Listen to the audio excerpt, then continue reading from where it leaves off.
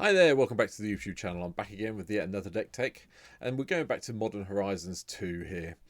This is one of the cards that came out that everyone got very excited about when it started up. I bought one when it came down in price, and I've realised today that I've never actually done any deck tech around it or built a deck around it or anything. It's just sat in my collection on MTGO and I've never used it. So I thought, I've got a bit of time today, let's do it, let's see what we can get going with this. It's a card. I'm probably not doing anything you haven't seen before with this card, but I figured it's worth trying to have a go at it anyway. So, without me rambling on any longer, meet Carth the Lion, 2 black and a green for a 3/5 human warrior that says whenever it comes into play or a planeswalker you control dies, look at the top 7 cards of your library. You may put a planeswalker into your hand and put the rest on the bottom of your library in a random order. And then planeswalker's abilities you activate cost an additional +1 to activate. So it means they get an extra +1 loyalty counter every time you activate one. And if I've got the ruling right, when you minus something, it goes -2 +1 is -1. So it should take it down that way as well. So as you can expect, it's going to be a blue. I keep saying blue today. I'm really sorry. It's going to be a black-green Planeswalkers deck, and this is what it looks like. We'll go through the mana to start with. It's the usual selection of green-black lands that you'd expect to see. I've included Urborg. I've included Yavimar. I haven't included anything beyond too unusual beyond that. We have got Fable Passage, Field of the Dead in, but I haven't included anything else beyond that. There's no Reliquary Tower, for example. Well, there is Reliquary Tower. Sorry, I did put Reliquary Tower in, but we're not drawing that many, but it might help a little bit, especially if things get bounced back to our hands. There's a lot of bounce at the moment. Temple of the False Gods here, because obviously Planeswalkers cost a lot, so we need to get the mana out. And then it's really just going through it along with Path of Ancestry so we can get that little bit of scrying for the few creatures we have in the deck. Because you can see we've only got 15 creatures. Ramp wise, I'll go through it really quickly. We've got the usual selection of artifacts in Mox Tantalite and Soul Talisman. I've got Senses Divining Top, Arcane Signet, Charcoal Diamond, Mind Stone, Moss Diamond, Thran Dynamo, Solemn Sim. Cultivates here, along with Farseek, Bloom Tenderer. Once Upon a Time is technically a ramp card, so it helps us go and find a land. Rampant Growth, Sylvan Scrying. That's it. That's the ramp as it stands. Along, I suppose you could count Oracle of Muldai and maybe Venture Forth. Venture Forth's definitely ramp. Oracle of Muldai, maybe not so much. But that's what we're doing with it. That's how we're going to hopefully get the mana out to ramp into the cards we want to be playing.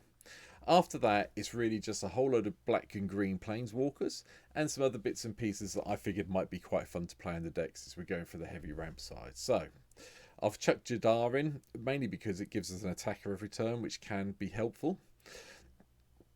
Assassin's Trophies in, so we can blow up things that are annoying us. I've put both versions of the Oath in. So we've got the Oath in Nissa, so if this comes into play, we find a planeswalker or creature or a land. And it also means we can use any mana we've got to cast our planeswalkers.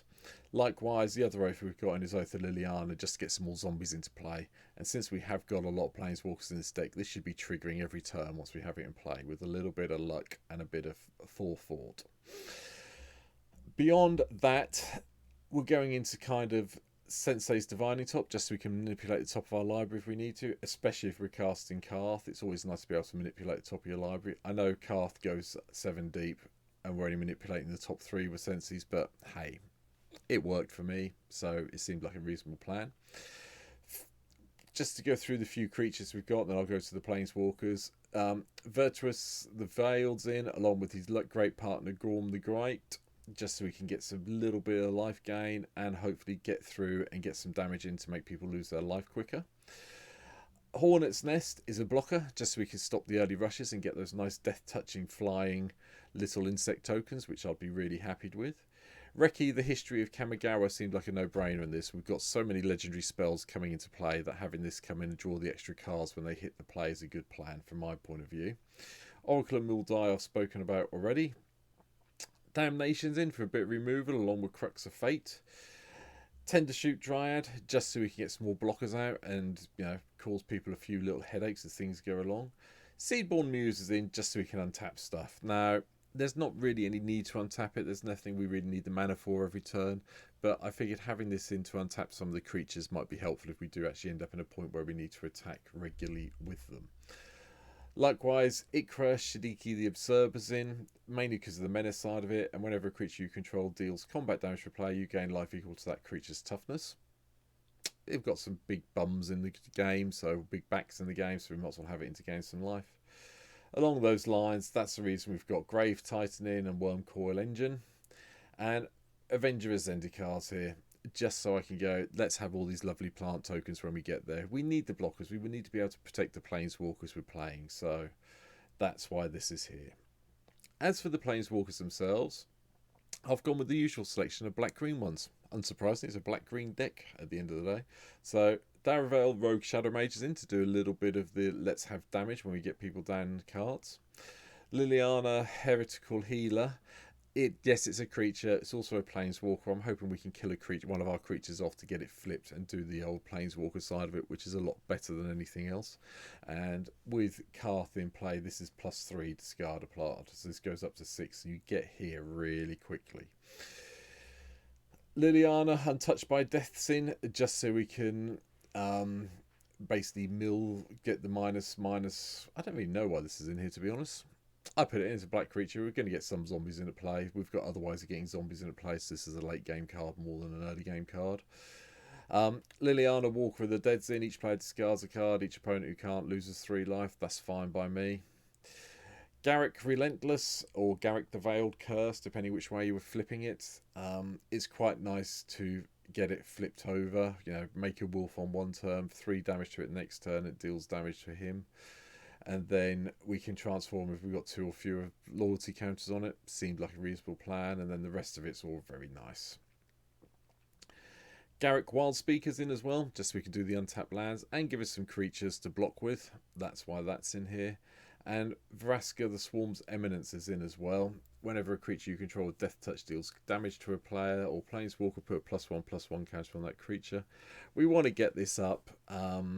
You know, hopefully we'll have this in play when Carth's out, so I think it becomes -1 instead of -2. So in theory, we do get a lot of the assassin tokens coming into play, which is what I was kind of hoping for. Solemn Simulacrum I've spoken about along with Thrown Dynamo. Liliana, Death's Majesty's here. Yep, mill a couple of cards, get a zombie. Yep, fine by me. No problem with that at all. Obnixilus of the Black Oath's in as well. I just like the +3, everyone loses 1 and we gain life equal that way. And -1 to do hopefully the 5/5 Black Demon and lose a couple of life didn't seem like a bad plan to me at all. I've also put the other version of Obnixilus in as well, just so we can do the +2, draw a card, lose a life, and hopefully get up to the 8 really quickly. One thing I have included, because of all the Planeswalkers, and I'm guessing no one's going to be surprised by this, is doubling seasons in this deck. If we're going to be playing a black-green Planeswalker deck, we want to get those loyalty counters going as fast as possible. So, doubling season and is there to benefit us up from that.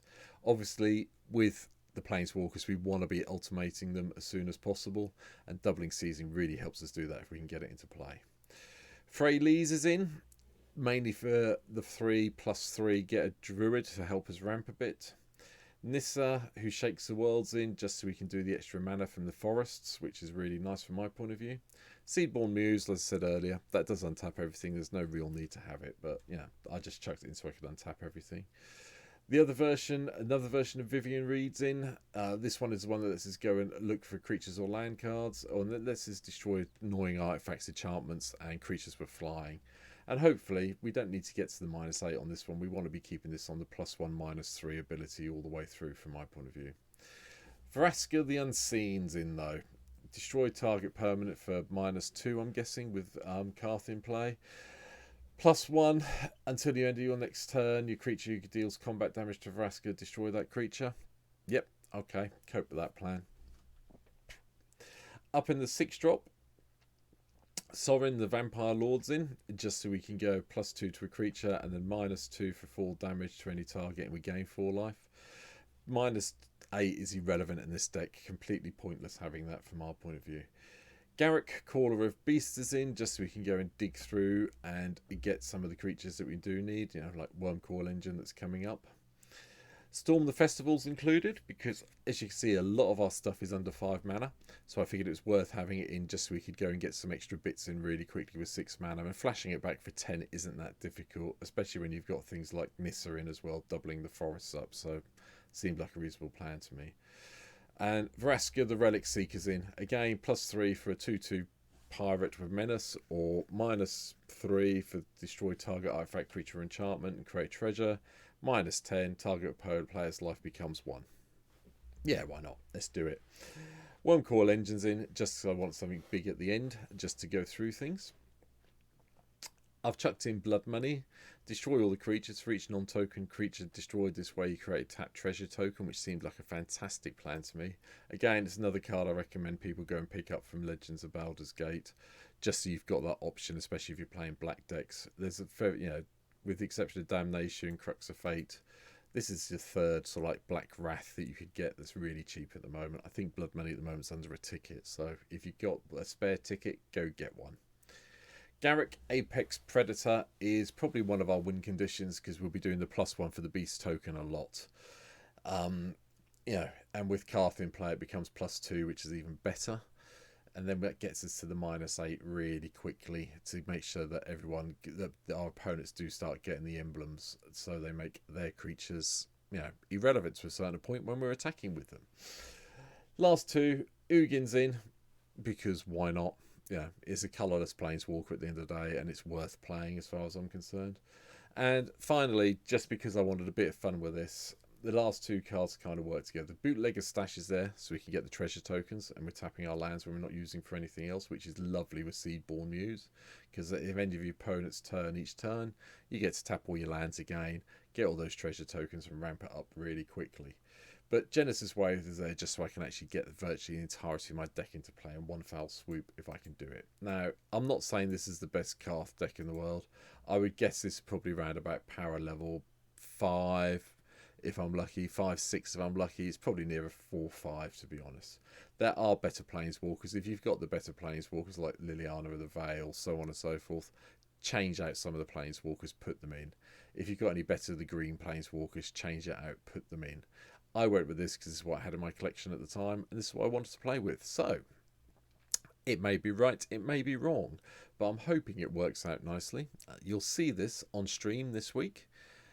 This will be one of the decks I will be playing very shortly on the stream. If I haven't done already by the time you watch this video, go back. There's a link down below to Twitch. Go there, look at some of the VODs from below. If I've missed anything out of the deck you really think should be included in this deck, please let me know. Leave me a comment, hit the like button, let me know what you think of the video. And if you haven't done it already, I'd really love it. You could subscribe to the YouTube channel as well. We're up to 75 now, so I'm getting there. Only 925 to go until YouTube start paying me money for all this work I keep doing. But hey, I'll sooner people just hit the like button and subscribe button at the moment and left me some comments. So if you can do that, I'd really appreciate it. But that's it for today's Deck Tech. I hope you've enjoyed it. Hopefully, I'll see you on Twitch soon. Hopefully, you're going to leave me a comment, which I will respond to comments as I get them, or I like them and let you know I've read them.